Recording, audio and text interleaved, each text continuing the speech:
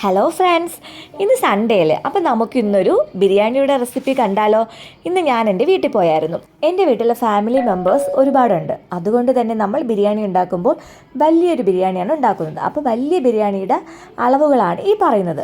3 kilo റൈസാണ്. അപ്പോൾ അതിന് നമ്മൾ 3 കിലോ ചിക്കനാണ് വാങ്ങിച്ചത്. ഇനി നമുക്കിത് ക്ലീൻ ചെയ്ത് എടുക്കാം. നമ്മൾ കറിക്കുള്ള സവാള അരിയുകയാണ്.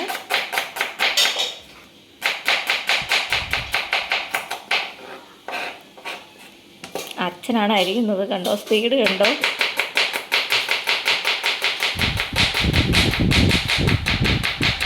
ഇത് 7 സവാളയാണ് അരിഞ്ഞു വെച്ചേക്കുന്നത്. കറിക്കുള്ള സവാളയാണ്. കുറച്ച് നമ്മൾ ഫ്രൈ ചെയ്യാനും കൂടെ മാറ്റി വയ്ക്കും. നമുക്ക് ഫ്രൈ ചെയ്യാനുള്ള ചിക്കൻ പുരട്ടി വയ്ക്കാം. ആദ്യം മഞ്ഞൾപ്പൊടി ഇട്ട്,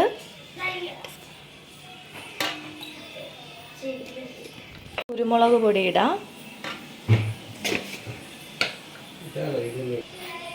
അടുത്ത മുളക് പൊടി,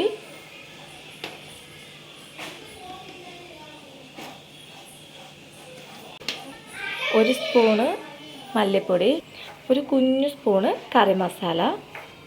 ഇതിൽ നാരങ്ങ പിഴിഞ്ഞൊഴിക്കുകയാണ്. ഇതിൽ കുറച്ച് തൈര് ആഡ് ചെയ്യണം. കുറച്ച് ഉപ്പിട്ട് കൊടുക്കണം. കൂടി മിക്സ് ചെയ്തെടുക്കണം. ഈ അരപ്പെല്ലാം കൂടി മിക്സ് ചെയ്തതിന് ശേഷം നമ്മൾ കുറേശ്ശെ ചിക്കനെല്ലാം ഇതിലിട്ട് ചിക്കനും ഈ അരപ്പയും കൂടെ നന്നായിട്ട് മിക്സ് ചെയ്തെടുക്കണം. മസാല എല്ലാം കൂടെ പുരട്ടിയിട്ട് അരമണിക്കൂർ നമ്മൾ മാറ്റി വയ്ക്കണം. ആദ്യം നമുക്ക് ഇഞ്ചിയും പച്ചമുളകും കൂടി ചതച്ചെടുക്കാം. നമുക്ക് വെളുത്തുള്ളിയും ഉള്ളിയും കൂടി ചതച്ചെടുക്കാം. സവാള ഫ്രൈ ചെയ്യാനായിട്ട് നമുക്ക് ആദ്യം ഒരു പാൻ അടുപ്പത്ത് വെക്കാം. പാൻ ചൂടായി വരുമ്പോൾ കുറച്ച് നെയ്യ് ചേർത്ത് കൊടുക്കാം. ചൂടായി വന്നിട്ടുണ്ട്. സവാള കുറേശ്ശായിട്ട് നമുക്ക് ഫ്രൈ ചെയ്തെടുക്കാം. നമ്മൾ സവാള ഫ്രൈ ആയി വരുന്നുണ്ട്. അടുത്തതായിട്ട് അരി വേവിക്കാനുള്ള കലം അടുപ്പത്ത് വെച്ച് 3 കിലോ വേവുന്ന കലമാണ് അടുപ്പിൽ വെച്ചേക്കുന്നത്. കുറച്ച് വെള്ളവും കൂടെ ഒഴിച്ച് തിളയ്ക്കാൻ വേണ്ടി അടുപ്പത്ത് വെച്ചേക്കുകയാണ്.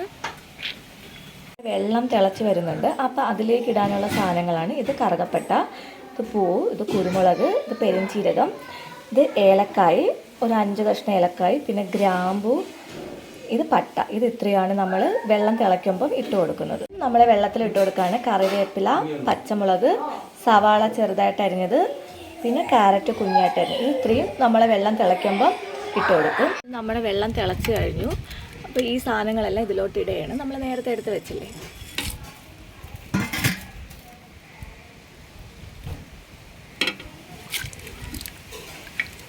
ത്തിനുള്ള ഉപ്പ്, ഒട്ട് പിടിക്കാതിരിക്കാൻ വേണ്ടി ഡാൽഡയ്ക്ക് പകരം നമ്മൾ നെയ്യാണ് ഇടുന്നത്. ഇപ്പോൾ നമ്മൾ സൺഫ്ലവർ ഓയിലാണ് യൂസ് ചെയ്യുന്നത്. വെളിച്ചെണ്ണ ഉപയോഗിക്കാറില്ല. അപ്പോൾ ഇതാണ് നമ്മൾ ഒഴിച്ചു കൊടുത്തത്. ചോറ് വെക്കാനുള്ള വെള്ളത്തിൽ കുറച്ച് പുതിനയിലയും മല്ലിയിലയും കൂടെ മിക്സ് ചെയ്യുകയാണ്. അരി കുതിർക്കാൻ വേണ്ടി നമ്മൾ വെള്ളം ഒഴിച്ച് വെച്ചിട്ടുണ്ട്. ഒരു 15 മിനിറ്റ് ഇങ്ങനെ വെക്കണം. എന്നിട്ട് നമ്മൾ കഴുകി നമ്മളെ വെള്ളത്തിൽ ഇട്ട് കൊടുക്കണം. തിളയ്ക്കുന്നുണ്ട്. ഇതുപോലെ വെള്ളം നന്നായിട്ട് വെട്ടി തിളയ്ക്കുമ്പോഴാണ് നമ്മുടെ അരി ഇട്ട് കൊടുക്കേണ്ടത്. അരി ഇടാൻ പോവുകയാണ്. ചേട്ട് നമ്മൾ വെള്ളത്തിൽ അരി ഇട്ട് കൊടുക്കുകയാണ്. നമ്മൾ 15 മിനിറ്റ് കുതിർത്ത് വെച്ച അരിയാണ് കഴുകി വൃത്തിയാക്കി ഇതിലിട്ട് കൊടുക്കുന്നത്. വെന്തോന്ന് നോക്കുകയാണ്. എന്നിട്ട് നമുക്കിതിൽ നാരങ്ങ നീര് ഒഴിച്ചു കൊടുക്കാം, ഒട്ടിപ്പിടിക്കാതെ.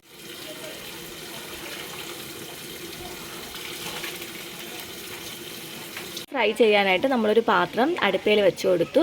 പാത്രം ഇങ്ങനെ ചൂടായി വരികയാണ്. ഈ സമയത്ത് നമുക്ക് കുറച്ച് ഓയിൽ ഒഴിച്ച് കൊടുക്കണം. ചൂടായി വന്നിട്ട് തന്നെ നമുക്ക് ചിക്കൻ ഓരോന്നായിട്ട് ഇട്ട് കൊടുക്കാം.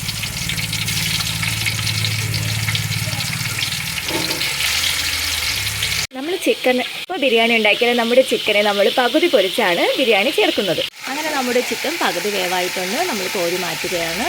ചിക്കൻ ഫ്രൈ ചെയ്ത ഓയിലാണ് നമ്മളിപ്പോൾ കറി ഉണ്ടാക്കാൻ പോകുന്നത്. അപ്പോൾ ഇച്ചിരി കൂടി ടേസ്റ്റ് ആയിരിക്കും കേട്ടോ. നമ്മളിതിലിപ്പോൾ പട്ട, പെരുംജീരകം, ഏലക്ക, ഗ്രാമ്പും കൂടി ചേർക്കുകയാണ്. ഇതിലിപ്പോൾ സവാളയും കൂടി ഇട്ട് കൊടുക്കുകയാണ്.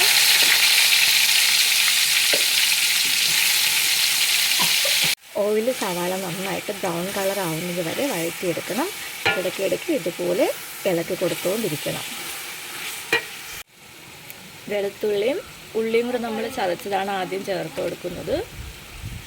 അടുത്തതായിട്ട് ഇഞ്ചിയും പച്ചമുളകും കൂടി ചേർത്ത് കൊടുക്കാം.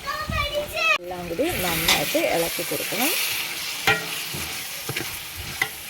അതിനുശേഷം നമ്മൾ കട്ട് ചെയ്ത് വെച്ചേക്കുമ്പോൾ 4 തക്കാളി ഇതിലോട്ട് ചേർത്ത് കൊടുക്കണം. എന്നിട്ട് നന്നായിട്ട് ചേർത്ത് ഇളക്കണം.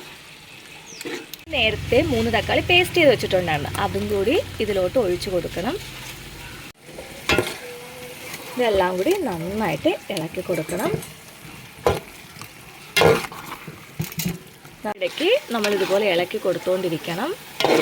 നമുക്കിനി ഇതിൽ മസാലപ്പൊടികൾ ഓരോന്നായിട്ട് ചേർത്ത് കൊടുക്കാം. ആദ്യം നമ്മൾ ചേർക്കുന്നത് മഞ്ഞൾപ്പൊടിയാണ് ചേർക്കുന്നത്.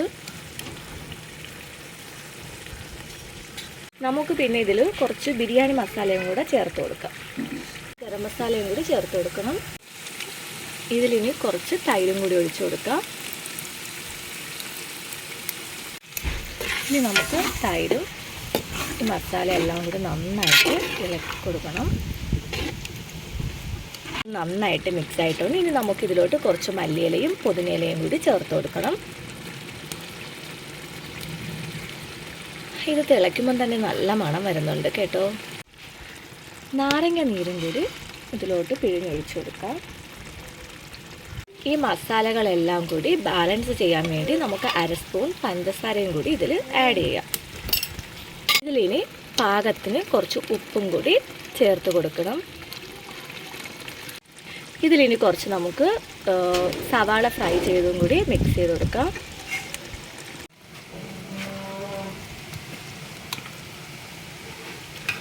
എല്ലാം തിളച്ച് നന്നായിട്ട് സെറ്റായി വന്നിട്ടുണ്ട്. ഇനി നമുക്ക് ഫ്രൈ ചെയ്ത് വെച്ചേക്കുന്ന ചിക്കൻ ഇതിലോട്ട് ഇട്ട് കൊടുക്കണം.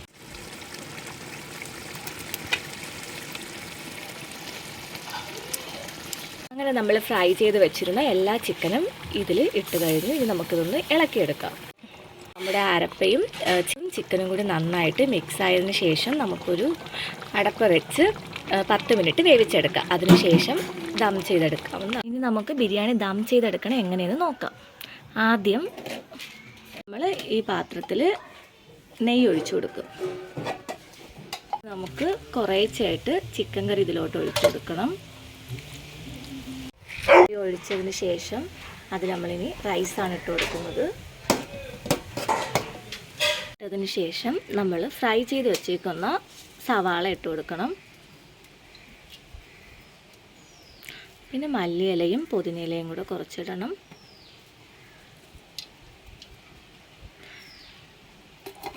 കളർ കിട്ടാൻ വേണ്ടി നമ്മൾ പാലിൽ മഞ്ഞൾപ്പൊടി ചേർത്ത് മിക്സ് ചെയ്ത് വെച്ചേക്കുന്നത് 1 സ്പൂൺ ഒഴിച്ച് കൊടുക്കണം.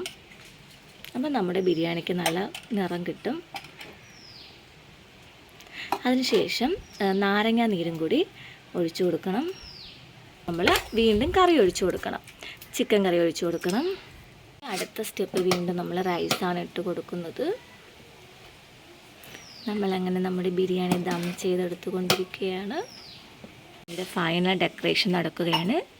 ഫ്രൈ ചെയ്ത സവാളയൊക്കെ ഇട്ട് കൊടുക്കുന്നു. പിന്നെ നമ്മുടെ മല്ലിയിലയും പുതിനയിലയും ചേർത്ത് കൊടുത്തിട്ട് നാരങ്ങ നീരൊഴിച്ച് കൊടുക്കുകയാണ്.